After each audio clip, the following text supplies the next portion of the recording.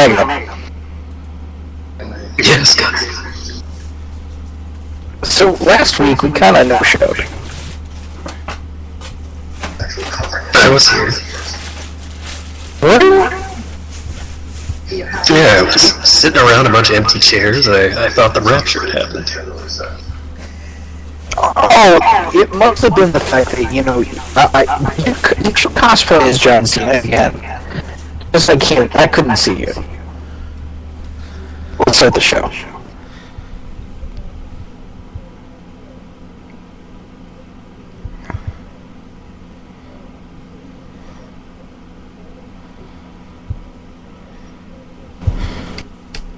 My soundboard is gone. Oh, for the love of God. You updated your TeamSpeak, didn't ya? Yeah, you did. Oh, crap.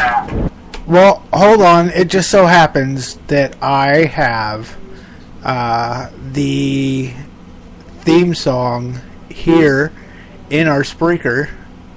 Let's see here.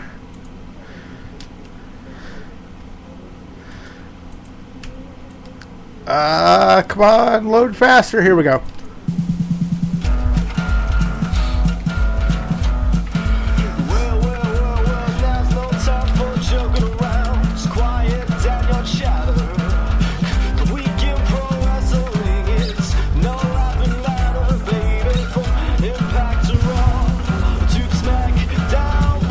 I was clicking around for it and I had no idea where it was.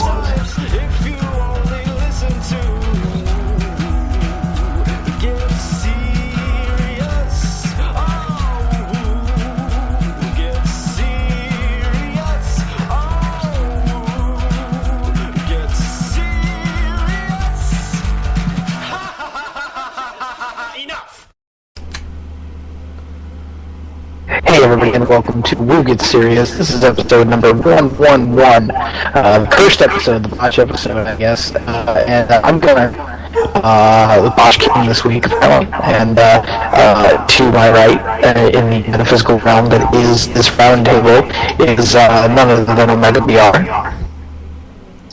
Sometimes I wish the rapture really would have come so that we could finally get my dream WrestleMania main event of Zack Ryder versus the Boogeyman. Neither of which are dead. That'd be kind of screwy. And joining us this week is our wonderful sound producer, Mr. Jacob D. Yes. Yes. Yes, I am. And, well, you know him, you love him, you already heard him.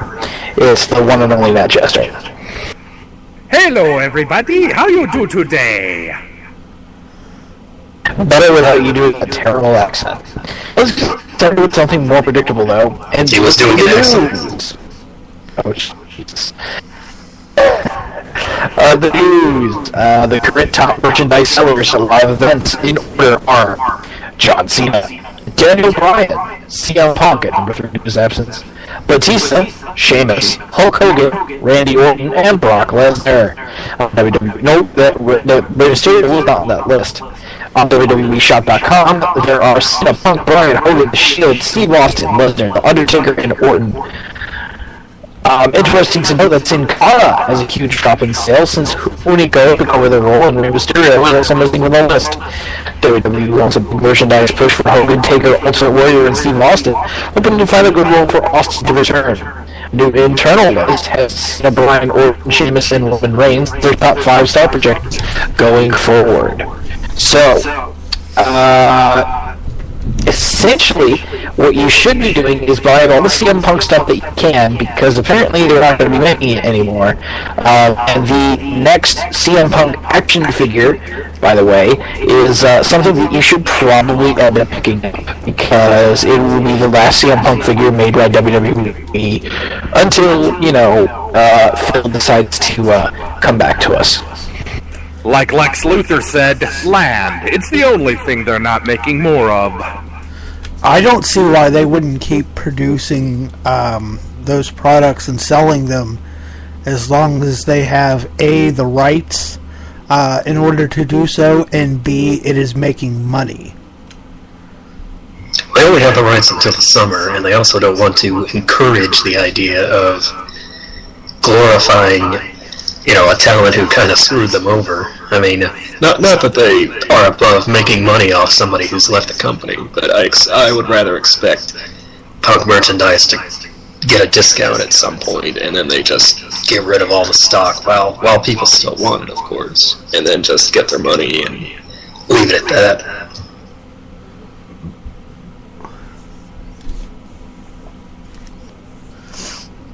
I know it's interesting to note he was on some WrestleMania shirts that have hit the shelves. I guess they couldn't parlay production on those, yeah.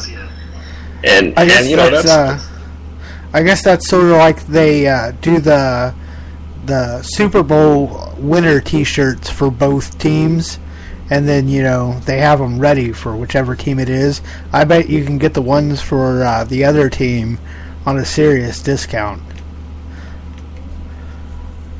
Yeah, I'm sure you can find them. Actually, the other team they give them to third world countries and to other privileged people. So that's why you never see him. Yeah. Yeah. I wonder if they will, because they came out with these kind of zombie figures of AJ and CM Punk, but when they were new, they didn't really showcase them on the website. They just kind of put them up there.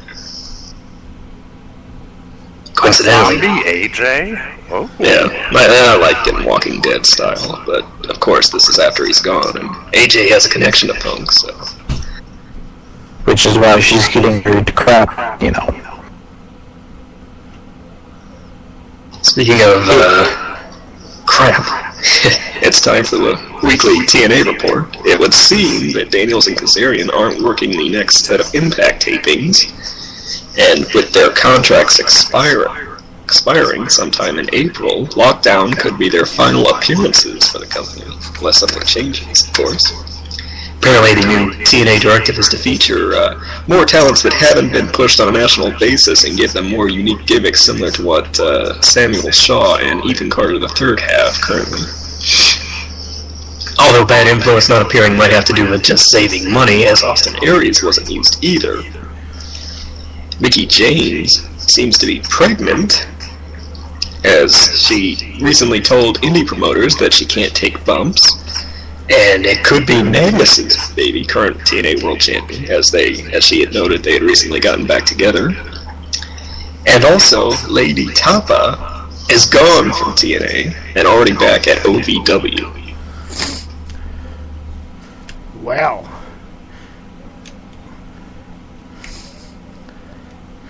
The love child of Magnus and Mickie James.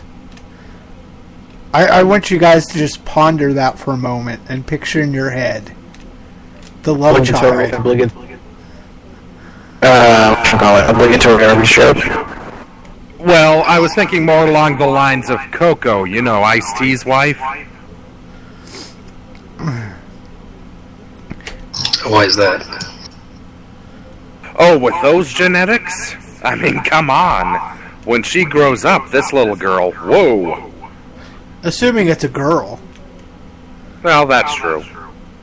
Assuming it's a girl. Congratulations to that. That's the case, and, it's perfectly fine. I think the more interesting thing here is the more cost-cutting maneuvers by TNA.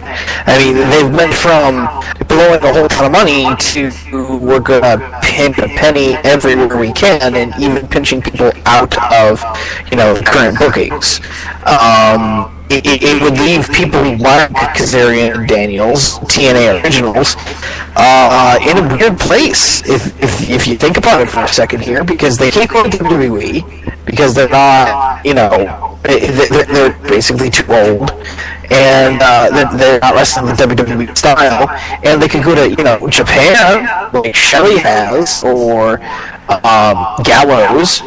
But beyond that, I mean, where do you got to go at this point, as a wrestler in 2014? I think they're popular enough. They'll find plenty of work. That they've really kind of run with this bad influence thing. They even have their own comic book right now, part of the Aw Yeah Comics line. Basically them wrestling with those characters. Yeah, Aw Yeah Comics. Daniel's in his area. Oh, okay. That's news to me. Yeah, I think it would be a shame to let them go. I think in typical TNA style, you know, it's sort of one step forward, two steps back with this idea. It's a good thing, it's a good idea to have to push more acts that haven't gotten national attention in order to kind of create more stars, so to speak. But then when their idea of doing it is Samuel Shaw and a stalker gimmick, you know, it's a little counterproductive. And friggin' DJ, whatever the fuck. TJ Zimane. Why? All of my why.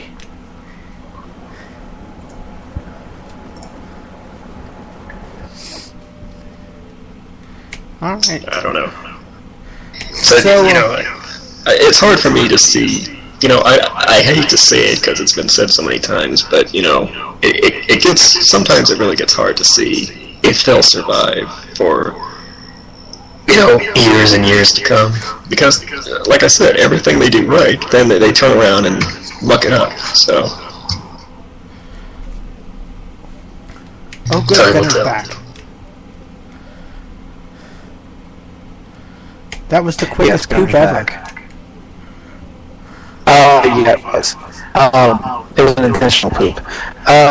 Okay, so let's move on to That's what we TNA. call the sniper rifle. Speaking of a sniper rifle, it said that Punk walking out was the driving force behind Daniel Bryan facing Triple H, and the yes movement has picked up. Some of the comments in the promos were aimed at Punk, such as Stephanie feeling that Bryan has disrespected her family. It was noted among many backstage just how healthy and rested Punk looked on the Talking Dead panel. He was referred to by his real name. There's a rumor out that AMC was just purchasing WWE, but it was dismissed internally, though it was enough to spike WWE stock prices. Another network potentially interested in WWE is WGN, which I really hope they don't buy them, who were the only other serious interest besides USA when WWE was moved from Spike.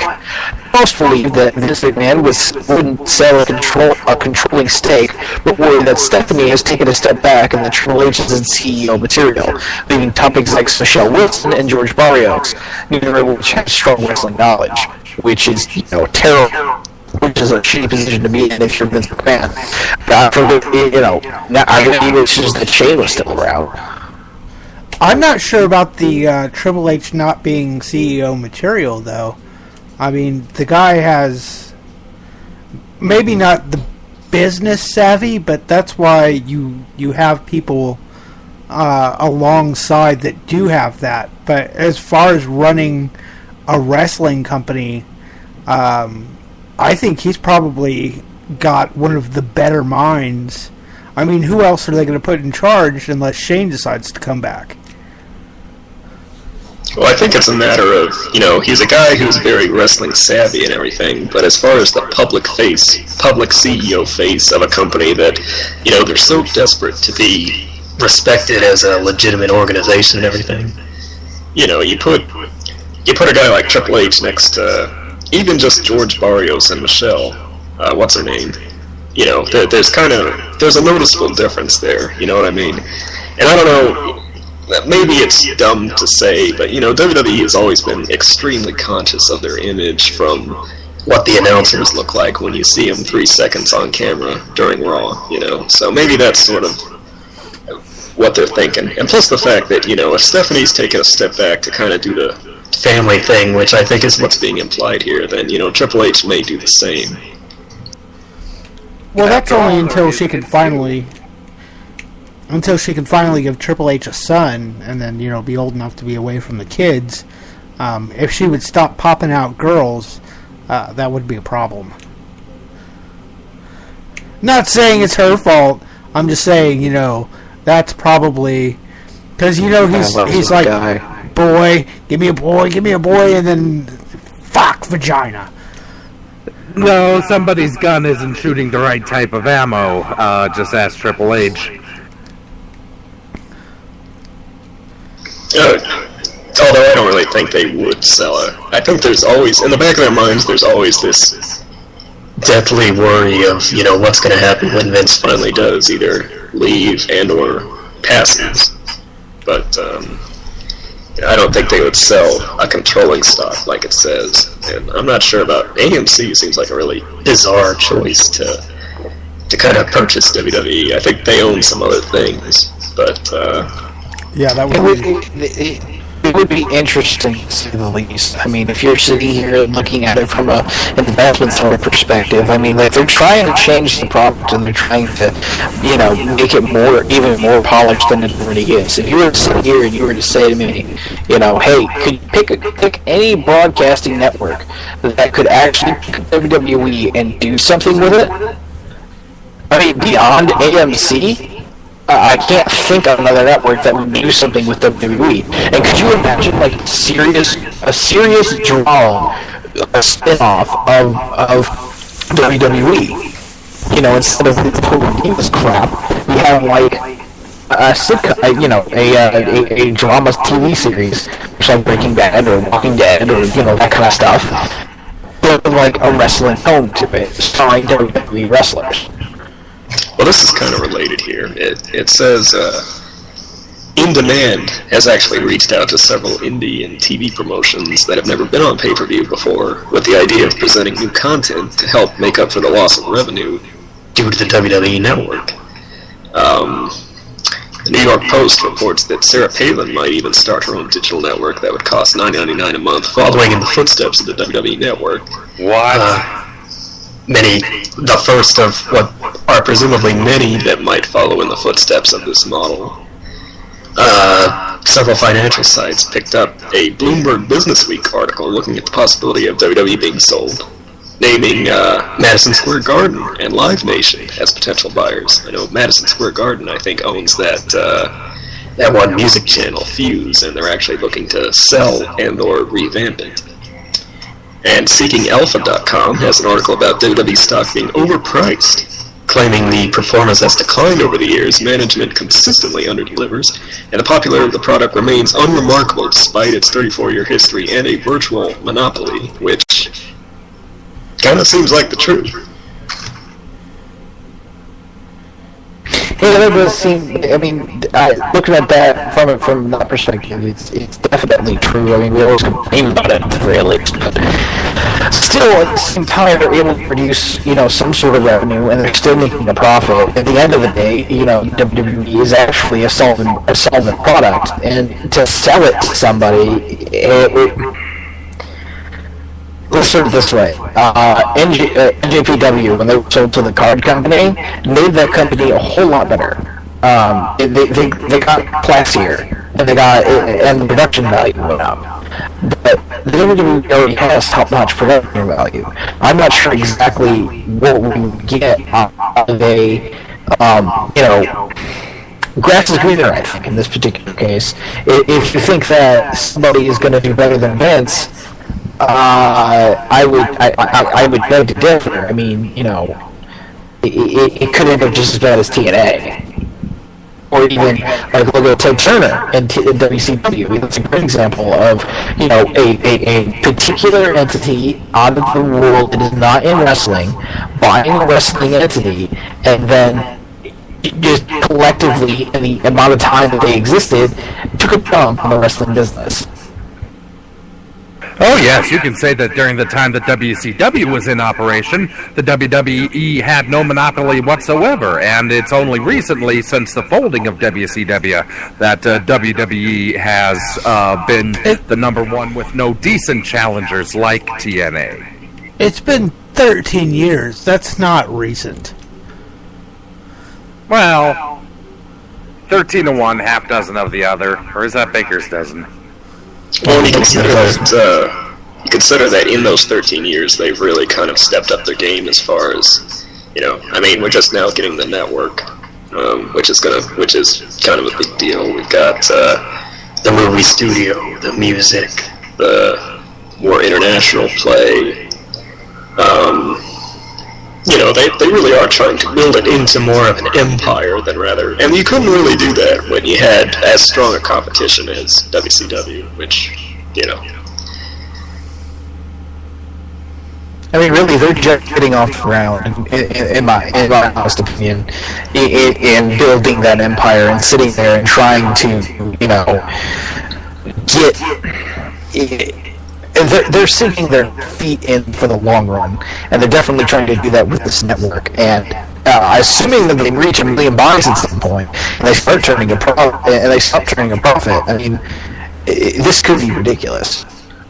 You even noted before that if the network, given how much they've kind of invested in it, if the network was a strong flop, which it probably won't be, but let's say something terrible happens and unexpected in it, and like, you know, let's say it crashes during WrestleMania and over half the subscribers unsubscribe or demand their money back, and let's just say it's awful. It could potentially have some serious ramifications, and let's just assume that that's a situation where maybe they would have to consider selling a stake or, you know, getting some outside help to stay alive.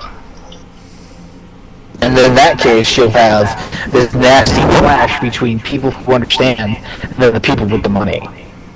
And we'll see even more of a conflict between investors and what the actual WWE want. Now, not to say that the investors are all stupid. I'm just saying that in our history, in the wrestling business, if you involve people that are not in the wrestling business, they have no idea how to run the goddamn wrestling business. Hear, hear. And on a final note, I would like to say that unless she gets naked, there's no reason to buy the Sarah Palin channel. I assume that would be the point of it. But anyway, there's a rumor that JBL might be behind the Cranky Vince Twitter account after they both made the same tweet last week. It could be a coincidence. I'm going to guess yes. JBL has the temperament for Cranky Vince. Kane has started an insurance company with his wife out of Knoxville, Tennessee. He's been selling people for some time, but he's retiring, but it's hard to walk away from the big money. DJ that followed Batista at a live event recently in Winnipeg has been fired by his station. Colton and Cliff Compton were featured in a new KFC commercial on wrestling. Let me tell you about this commercial. It is quite possibly the funniest commercial I have ever seen in my entire life. To know that it's Cliff and Colt just arm wrestling over a goddamn chicken sandwich from KFC is hilarious. Of all the things to arm wrestle over. Well, if you're, let that be a lesson. If you're an indie wrestler, you really can't afford a chicken sandwich from KFC. You gotta fight for it. Point.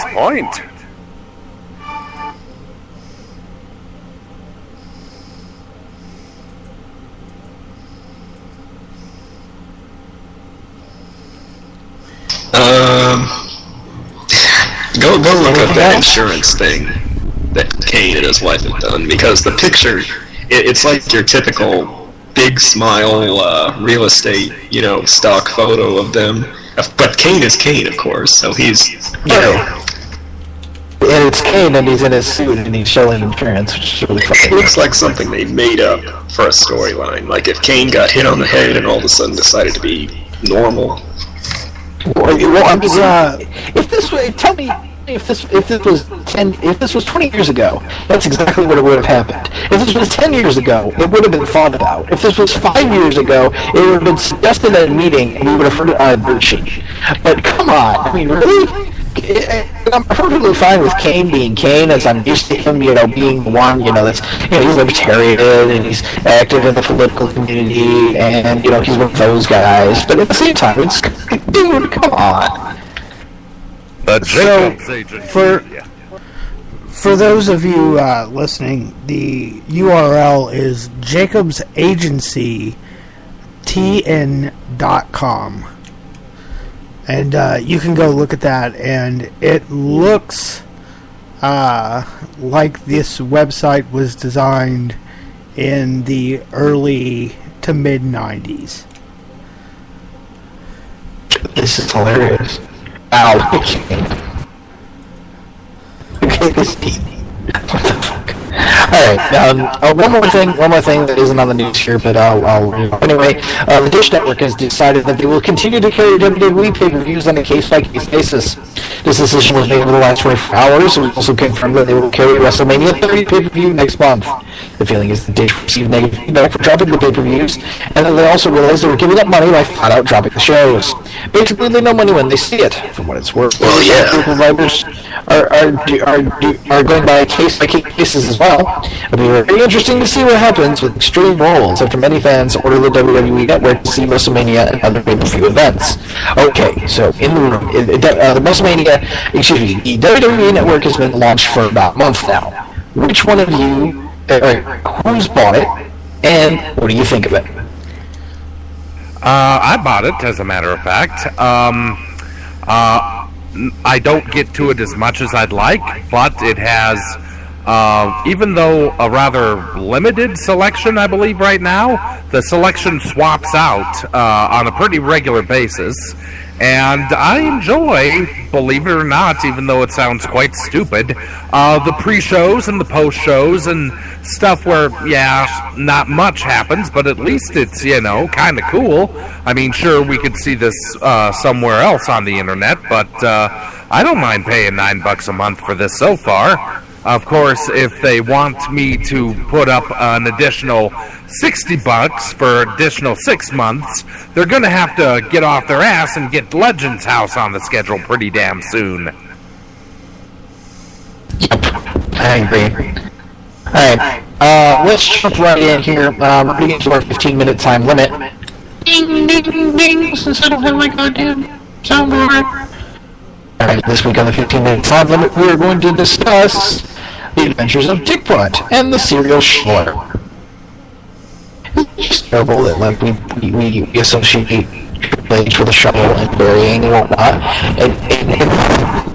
and this might just be me, but, like, he's a grave digger, and, like, you have the Undertaker as well, and those two are, like, the most powerful people, and, like, and then you just have this guy who just comes in and sees the shovelmaker and then wants to, like, rule over the graveyard or something. I don't know. I wouldn't like that. Anyways, I have no idea what the hell you're talking about. And now Net Jesters. So, since we didn't get to talk about it last week, I thought we would talk about it this week. Because that beatdown at the end of Raw, and then the continuation of the storyline this week.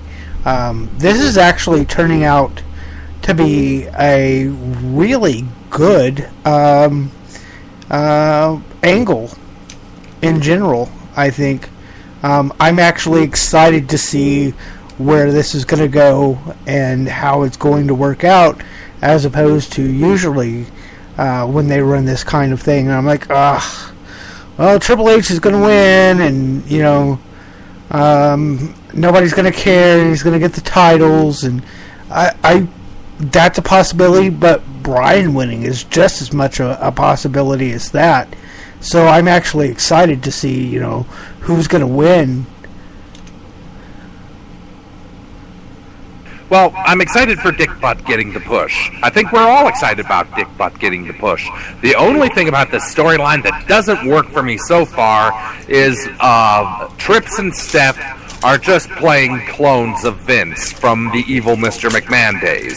And I don't think they're doing anything original or with their roles right there. It's just basically it would have been better if Vince came out himself and started his evil Mr. McMahon campaign the same way he did against Stone Cold, the same way he did against Bobby Lashley. All of that would have been interesting.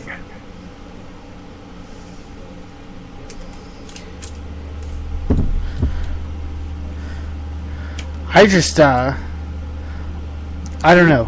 What do you guys think? I don't know why you suddenly dropped off during the 15-minute time limit. Mm-hmm. It's normally what I do. Well, I think it's funny how, one relatively simple change turned this entire thing around, and that was turning Batista heel. I mean, because now you have this dynamic of Batista feeling he came back and it's his right to be champion.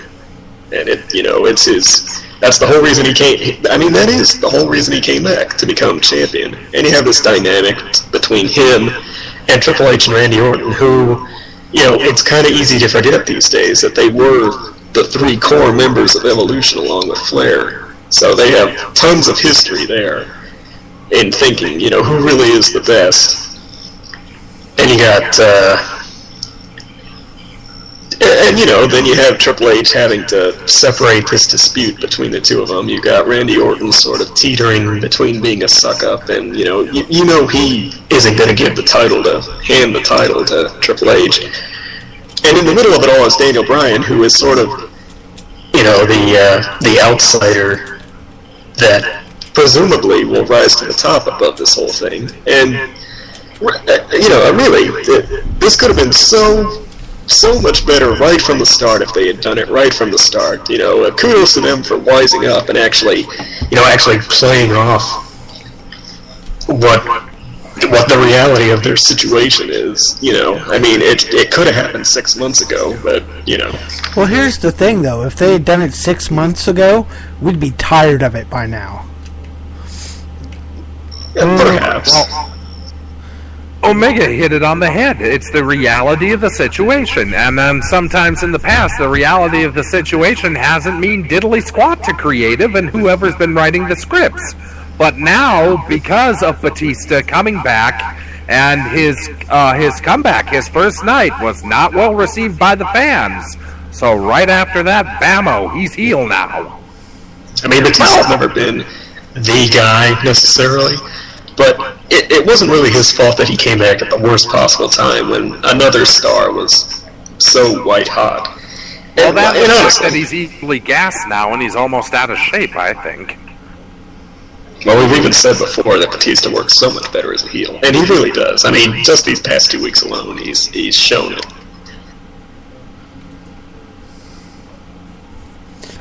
You see, here's the thing. And we've said this before about Batista, and it's the fact that we need to find him believable. And sometimes his goofy face stuff is completely unbelievable. And doing that stuff is exactly why is the other half of the reason beyond Daniel Bryan why everybody turned on him. Because we remembered what happened the last time he left. He cried. He bitched, he wanted to go, he became the douchebag that everybody loved to hate. Which is more genuinely him than not at this point. So turning him heel was the only smart thing to do. I mean, you couldn't sit there and hide the fact that, Batista was being pushed as a face and everybody's booing the fuck out of him. I mean, but imagine if he got to WrestleMania and they didn't listen. If this was a couple years ago, I would have expected them not to listen. But now they're actually smart enough to be able to say, hey, we have a guy in our hands that people want to boo, and we have a guy in our hands that people want to cheer, so let's try to put them together. But let's try to make as much drama as possible. Here's where we're going to go back another step, because we need to point this out. If it wasn't for CM Punk, this would have never happened. Now, you're sitting here going, yeah, I mean, I can understand that, Punk stepping out, you created a spot for Daniel, and Daniel needed to step up, and it was his time and whatnot, and blah, blah, blah, blah, blah. No. It's not the fact that it's Punk's absence. It's the fact that Punk took a stand. You understand? What he did, instead of just stepping out, for pretty much, he was done, mentally, physically, emotionally. He stepped out, and I'm going to argue that it was somewhat, a calculated move by him. I don't think that he was just frustrated and decided to leave. I think he's doing this on purpose, to be completely honest with you, so that two things. One, they get to give you a fuck you to the McMahon family for not pushing him as a B+ star, and hopefully, making them shit their pants so much that they actually did something with themselves, which was the right thing to do, which was push Daniel Bryan. Now, I'm not sitting here saying that Punker doesn't feel one way or another, nor am I trying to speak for Punk myself. What I'm trying to say here is, I don't think that Phil Brooks, for 1 second here, is sitting there and didn't think this through beyond, I'm just gonna fucking quit. No. And because of that, I believe that he has a part or role to take some credit in some of this happening. Well, the only person who really knows that for sure is CM Punk. That would be quite something if he had spurred change in such a manner. Because there is a strong part of me that believes that Bryan would still be a Wyatt had it not been for certain circumstances. Let's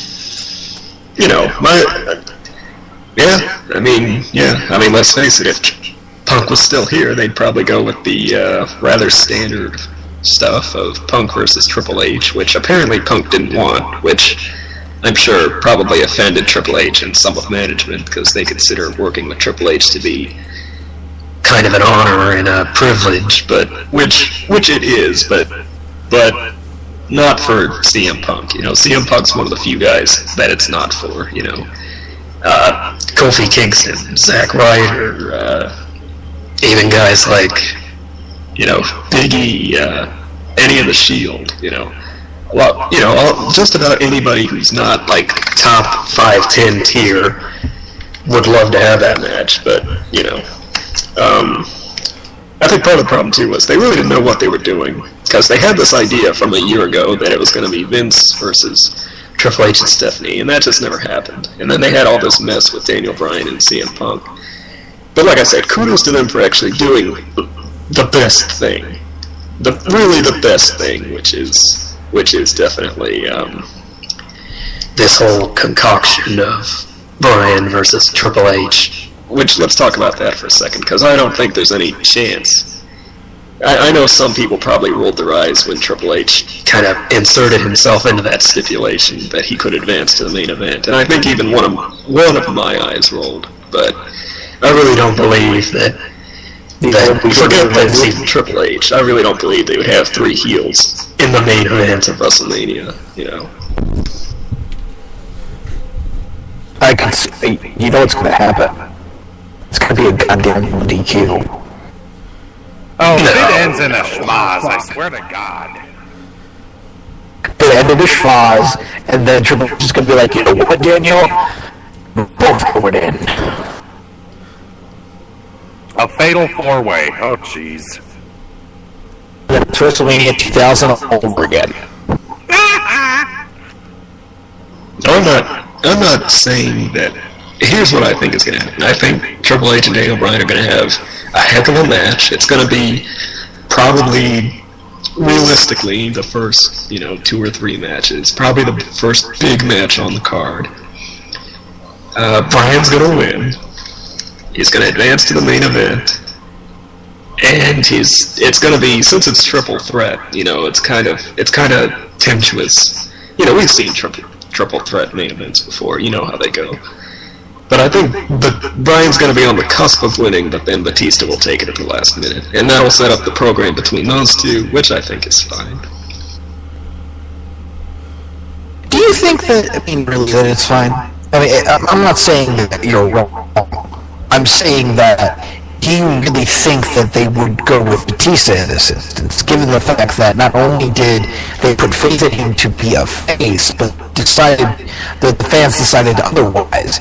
But part of me, despite everything they've done in the last couple of weeks to kind of going against their own mantras, so to speak, part of me still hangs on to that notion that that's just not how they operate. They probably, for all we know, Batista does have a title in his contract, and I think it just what's the word? Being cautious and reserved or whatever. Part of me wants to believe that as huge as it would be for Bryan to beat Triple H and those two in the same night and become champion and cement himself as the guy and basically make up for these 6 months of garbage, part of me thinks, well, that's like, they've given you, they let you have it. They've let you have a cookie before dinner, but there's no way they would ever let you eat as many as you want.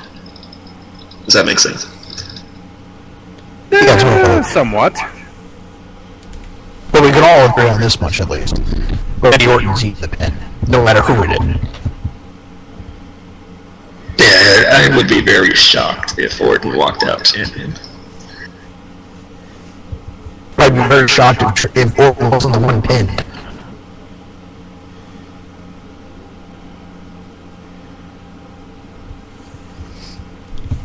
Orton's not a bad wrestler, he's not a bad competitor or anything, but I almost feel like he's the guy who was sort of destined for the upper mid-card,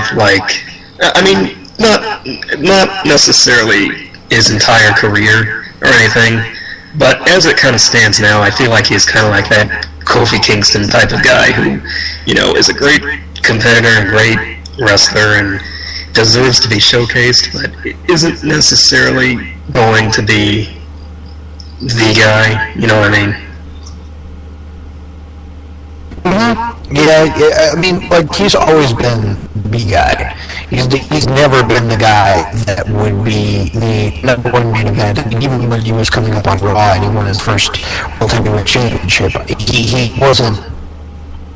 He was always a kid that was coming up, and he was always the second part of something as opposed to being the actual, real deal. There was a time when it made sense to, particularly when he was coming up with Legacy and everything, but I think so many times he's been outshined by other people that it's just,